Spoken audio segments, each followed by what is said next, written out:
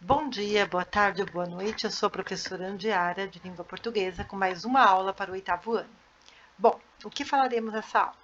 Falaremos de coesão e seus tipos.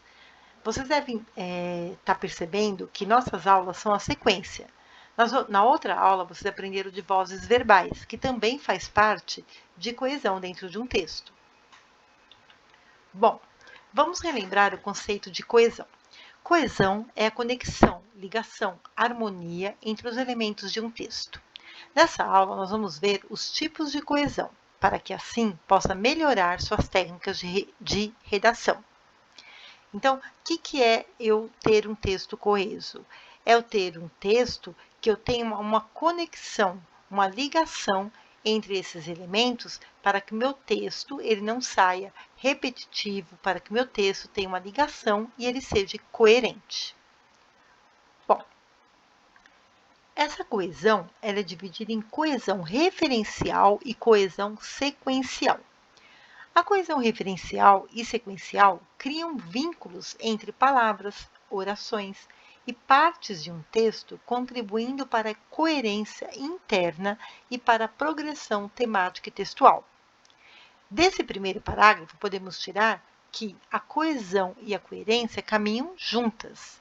Se eu não tiver uma coesão na hora de escrever, eu não consigo ter uma coerência interna com essa progressão temática que eu estou desenvolvendo. A coesão referencial e a coesão sequencial são chamadas de recursos coesivos, por estabelecerem vínculos desculpa, foi um erro de digitação, tá? Tá separado errado, mas é entre as palavras, orações e as partes de um texto. Bom, começaremos a tratar a coesão referencial. A coesão referencial é responsável por criar um sistema de relações entre as palavras e expressões dentro de um texto, permitindo que o leitor identifique os termos aos quais se refere. O termo que indica a entidade ou situação a que o falante se refere é chamado de referente. Exemplo: Ana Elizabeth gritou. Ela fica apavorada quando fica sozinha. Apesar de ser uma menina calma e inteligente, nesse exemplo, o termo referente é Ana Elizabeth. Então, eu estou falando de Ana Elizabeth.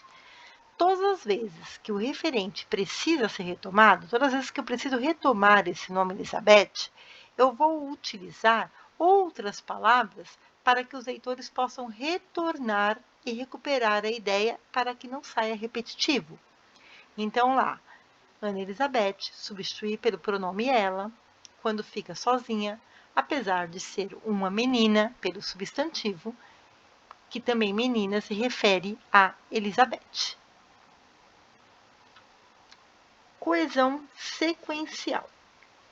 Na coesão sequencial, é responsável por criar as condições para a progressão textual. Diferente da referencial, que eu vou usar um termo para referir ao referente, na sequencial eu vou cuidar da parte interna, desse mecanismo de ligações das ideias dentro do meu texto. De maneira geral, as flexões de tempo, modo dos verbos, como vocês estão vindo aprendendo comigo, as conjunções são os mecanismos responsáveis pela coesão sequencial nos textos. Os mecanismos de coesão sequencial são utilizados para que as partes e as informações do texto possam ser articuladas e relacionadas, para que elas possam se casar entre si. Além da progressão das partes do texto, os mecanismos de coesão sequencial contribuem para o desenvolvimento do recorte temático. Dessa forma, o autor do texto evita a falta de coesão, garantindo boa articulação entre as ideias, informações e argumentos no interior do texto e, principalmente, a coerência textual.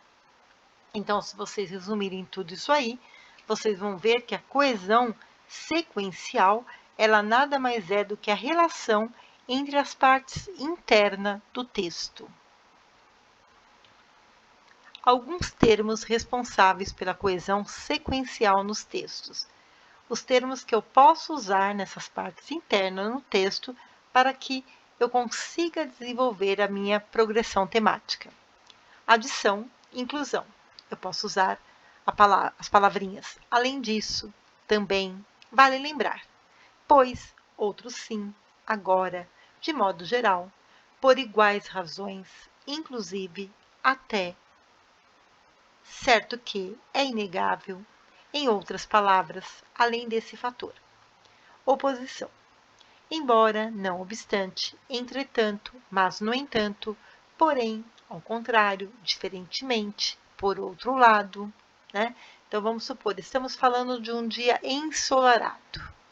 Estamos fazendo a redação de um dia ensolarado, né? E aí eu quero dar alguma ideia de oposição no desenvolver desse meu texto, dessa minha redação.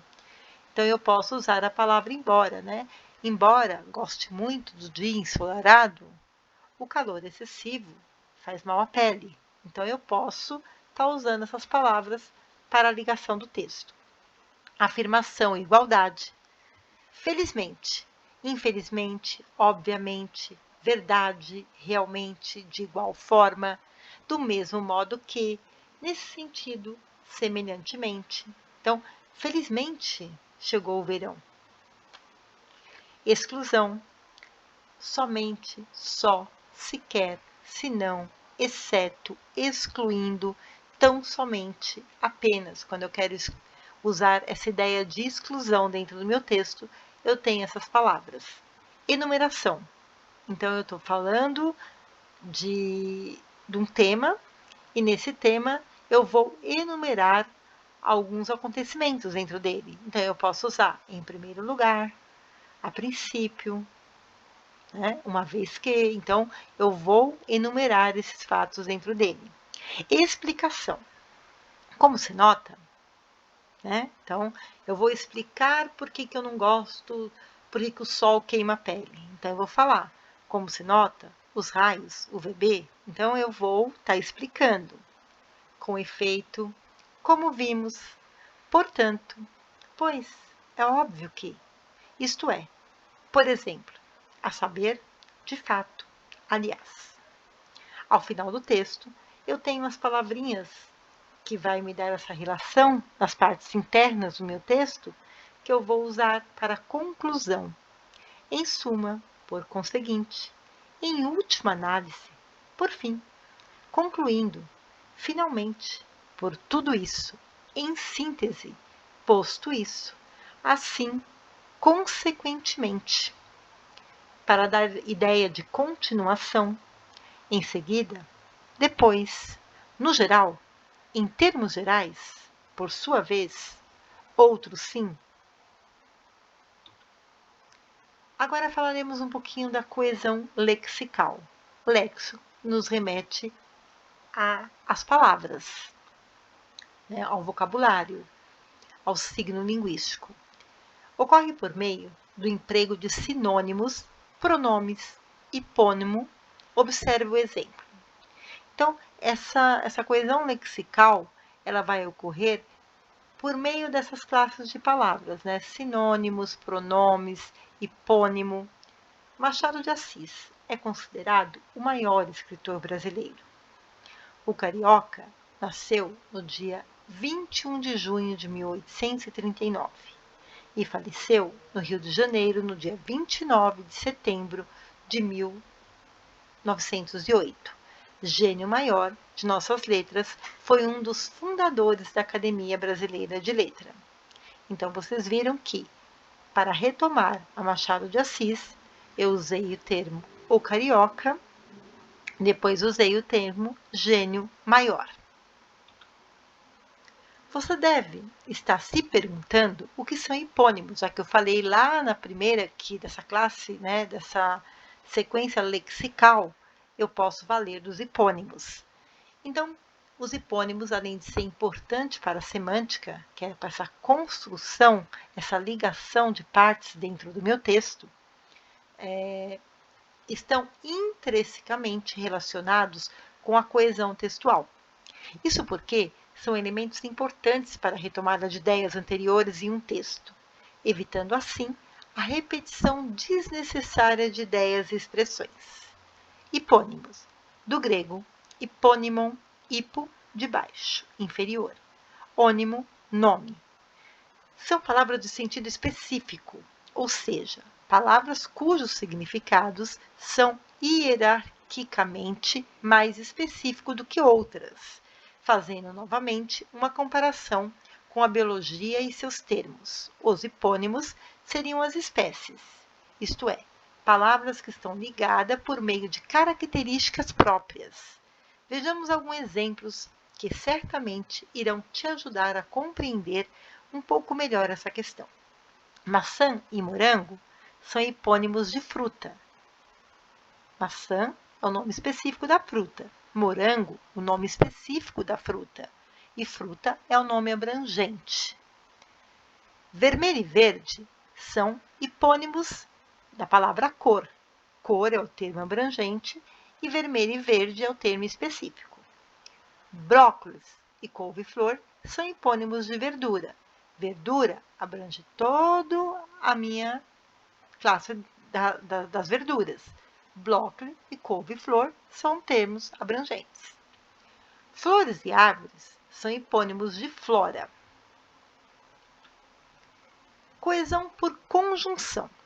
Esse tipo de coesão possibilita relações entre os termos do texto, através do emprego adequado de conjunções.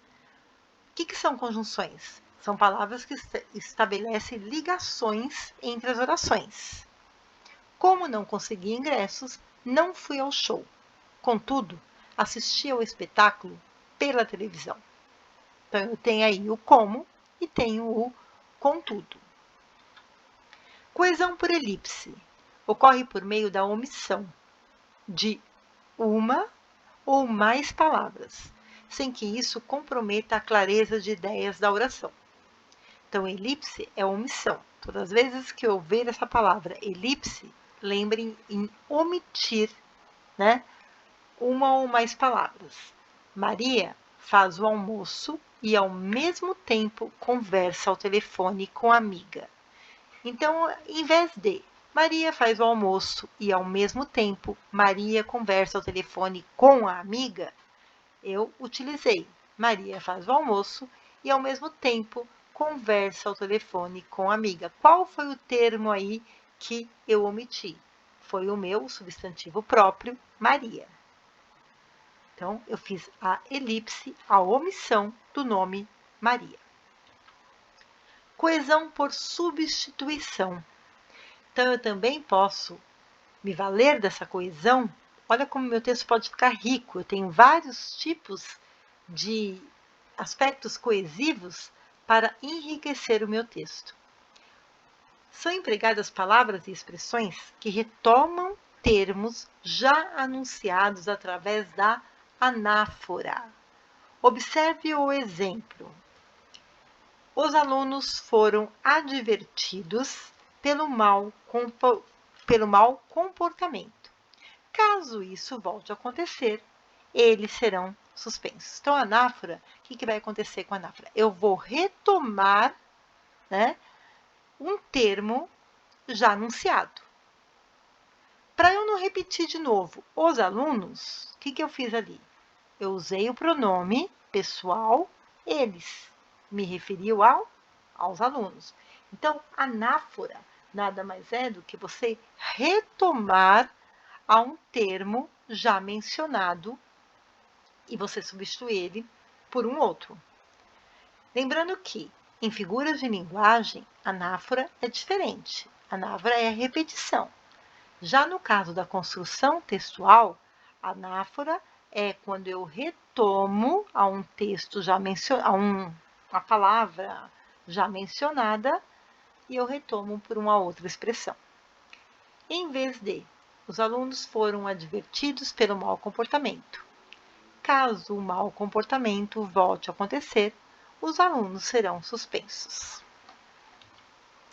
Coesão por referência é um dos tipos mais utilizados em um texto.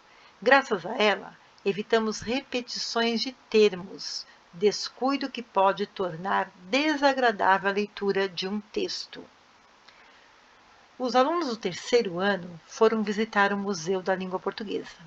Eles foram acompanhados pelos professores da escola, em vez de os alunos do terceiro ano foram visitar o Museu da Língua Portuguesa. Os alunos do terceiro ano foram acompanhados pelos professores da escola. Então, o que eu fiz? Eu evitei a repetição. Ao invés de repetir de novo os alunos do terceiro ano, eu usei a palavra eles. Bom, por essa aula, gente, é só. Eu espero que vocês tenham entendido que, para o meu texto sair perfeito e coerente, eu tenho que usar aspectos coesivos, que é a parte da minha relação sequencial e referencial e lexical, os meus termos por substituição dentro de um texto, para que eu consiga deixar esse texto harmônico e coerente, para que ele não fuja da minha temática. Espero que vocês tenham gostado. Bom dia, boa tarde e boa noite.